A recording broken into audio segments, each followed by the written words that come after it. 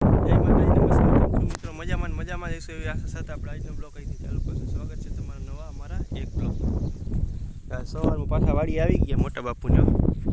ઘઉંનો ખેડો અકળા ટક ઊભો છે. જાય છે આપણે લસણ કોર. લસણનું કેવું કંઈક દાંડલીએ છે આપણે ખાવા પૂરતા પણ વહીવા એ લોકોએ.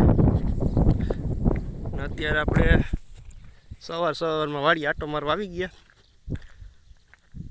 મોટા બાપુની વાડી આટો મારવા પૂઈ ગયા અહીં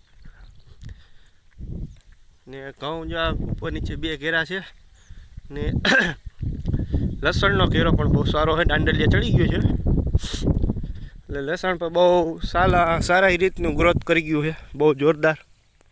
જો દાંડલિયા કમ્પ્લેટ કંઈ ઘટે જ નહીં, એમાં પિયત દઈ દીધું છે, જો પાણી પહેલું છે તાજું કમ્પ્લેટ રીતે હે ને. જોરદાર વાવેતરનું સુપર વાવેતર છે.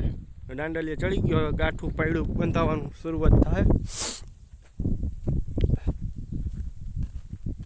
બહુ સારા માત્રાની અંદર 3 વીઘાનું વાવેતર છે અંદાજે લસણનું. ને બાજુમાં છે આપણે જીરાનો ઘેરો.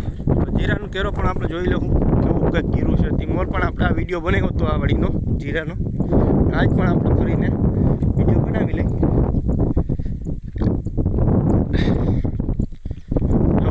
ઠક વાવેતર છે જીરાનું. જીરું માનો તો કે 6 વીઘાનું જીરાનું વાવેતર રહી છે.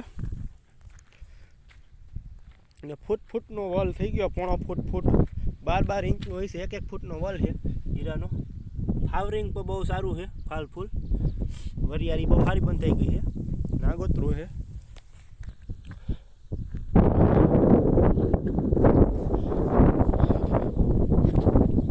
હમણાં કોરા છે તુવેરનો ઘેરો, એ પણ આપણે વિડીયોમાં જોયો હતો. ને આ પાછું બીજા મોટા બાપુનું પડવું છે. મકાઈ જાર વાવી છે, 2-5 કેરા ને પ્લસ કર્યા છે ઘઉં. તો આવું કંઈક બાપુની વાળી વ્યૂ છે.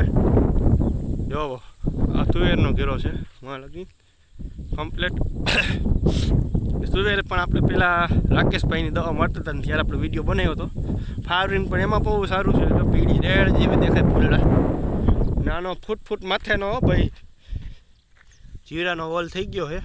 એક માળ બંધાઈને બીજો માળ શરૂઆત છે, હજી બંધાય છે વરિયાળી.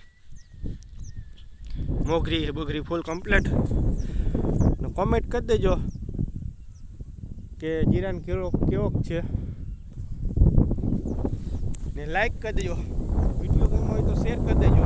ચેનલમાં નવા હોય તો સબસ્ક્રાઈબ કરવું તો ભૂલતા જ નહીં મિત્રો. એનું કારણ કે એના નેરા હેતુથી અમને હે ને મનોબળ વધે વિડીયો બનાવવાનું.